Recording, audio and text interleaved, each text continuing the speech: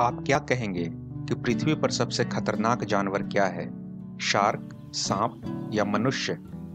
बेशक, उत्तर इस बात पर निर्भर करता है कि आप खतरनाक को कैसे परिभाषित करते हैं। लेकिन अगर आप इस बात का अंदाजा लगा रहे हैं कि हर साल सबसे अधिक किस जानवर द्वारा कितने लोग मारे जाते हैं, तो उसका जवाब है मच्छर। जब इंसानों को मारने की बात आती है तो कोई दूसरा जानवर भी उनके करीब नजर आता नहीं दिखता। बहुत ही छोटी टांगों वाला कीड़ा जो आपको परेशान करता है, काटता है और खुजली वाले धब्बे के साथ छोड़ देता है, वह केवल एक उपद्रवी नहीं है, यह दुनिया के सबसे खतरनाक जानवरों में से एक है।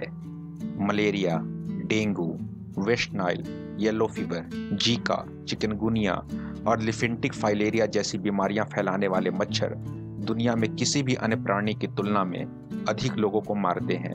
आज भी मच्छर जनित बीमारी से हर साल लगभग 10 लाख लोग मारे जाते हैं। मच्छरों की 2500 से अधिक प्रजातियां हैं और मच्छर अंटार्कटिका को छोड़कर दुनिया के हर एक क्षेत्र में पाए जाते हैं। दुनिया के सबसे खतरनाक मच्छरों में से कुछ एनोफ्लीज, एडिया और क्यूलेक्स की कुछ प्रजातियां हैं।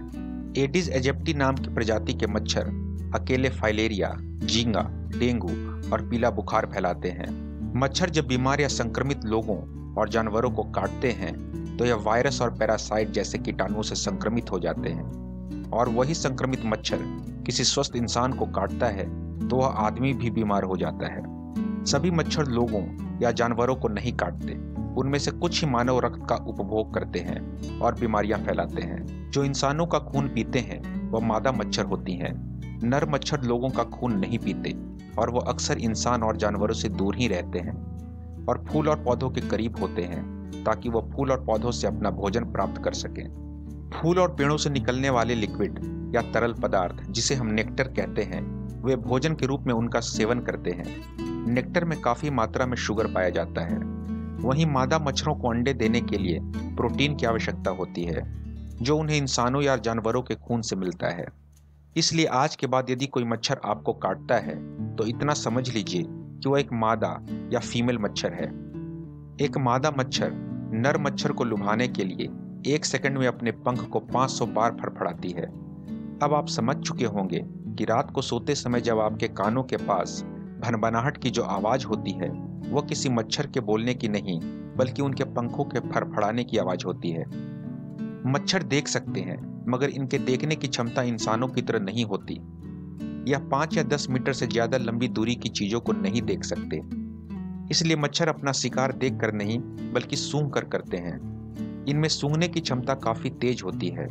जब इंसान या जानवर सांस लेने के लिए ऑक्सीजन लेते हैं और फिर कार्बन डाइऑक्साइड छोड़ते हैं तो मच्छर 150 फीट की दूरी से भी उस कार्बन डाइऑक्साइड के गंध को सूंघ लेती है और वो आसानी से उस गंध के जरिए अपने शिकार तक पहुंच जाती है।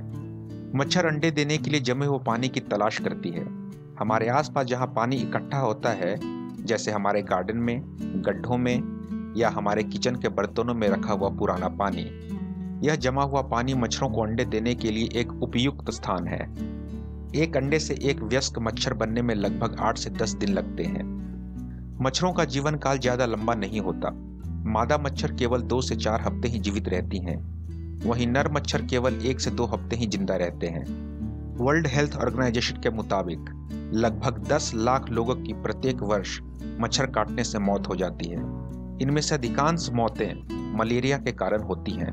WHO का अनुमान है कि मलेरिया के 30 से 50 करोड़ मामले हर एक साल सामने आते हैं और हर 30 सेकंड में एक बच्चे की मलेरिया से मृत्यु हो जाती है। मलेरिया के इलाज के लिए बहुत सारी दवाएं उपलब्ध हैं, मगर बहुत लंबे समय से मलेरिया के लिए कोई वैक्सीन या टीका उपलब्ध नहीं था। मगर हाल के दिनों में ही WHO ने दुनिया के सामने मलेरिया के लिए वैक्सीन पेश किया है। उम्मीद है कि आने वाले दिनों में हमारे पास एक कारगर वैक्सीन होगा।